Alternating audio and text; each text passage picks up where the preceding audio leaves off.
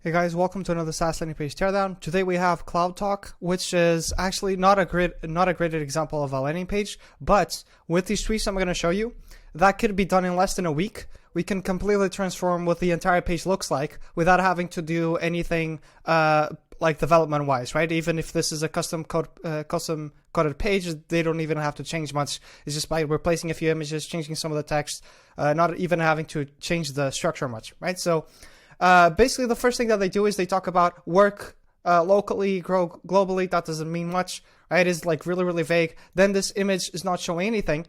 It's like just an image on Fiverr of what a call center looks like. It's not good at all. Then they say with over 160 national numbers, our software can allow you to expand beyond local territories. That does make sense, but it doesn't really hit as much as just saying that directly, right? So what I would do instead is I would say bring your call center to 160 plus countries. I would keep this the same because that's fine, and then I would change the image to something that has like a list of different numbers that they can call from, right? So they have their normal call center software, and they have local numbers that they can call. They can directly assign to each person depending on the language that they speak, and then I would show that from the top of the page, right? So it really clicks that you can have the exact call center process, but then it assigns people directly to the right person, who should be calling, what country, the right number, all that stuff, right?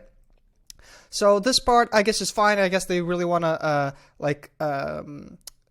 let's say segment different people, so that's okay. Actually, the headlines that they have here are good. They do start with integrations, but instead of saying connect CloudTalk to the business tools you like, they need to do this in two different ways, right? So they need to say what are the use cases of connecting these tools, right? So for example, when I'm doing Pipedrive, or I'm connecting with Pipedrive or Intercom, what exactly can I do with that, right? For example, when I'm integrating with Magento, can I add that to my e-commerce store, for example? When I'm using Pipedrive, can I add it directly to my pipeline, right? Or can I manipulate it in some other way? Or can I manipulate the entire pipeline within CloudTalk, right? So there are a lot of different questions around not the tools that I integrate with, right? But also how many use cases for each integration that you can actually do, right? So providing a bit of a glimpse of what it actually looks like, right? I would also talk about the setup time if they're switching from one tool to another, because that's also like a big objection, right? When it comes to talking about track and record calls automatically, what does this tell you, right? Can I add notes, right? Why don't I show something around like adding notes to each to each lead, right? So I'm give you an example from a client that I have that we switched this. For example, when he's talking about clip inspiration, furnishings, and materials into clicks, it literally shows you saving items and then all the stuff that is included when you save the information, right? So it adds the image, it adds the name, the description, the supplier, right? And a link back to the website, right? So they can search this way faster than they usually do. So that's what they need to do as well, right? They need to get that specific. So when we talk about recording calls, so what are the things that I can share in between the team? What are the notes that I can take? How can I share these insights? How can I get reports on this? They don't talk about any of that, right?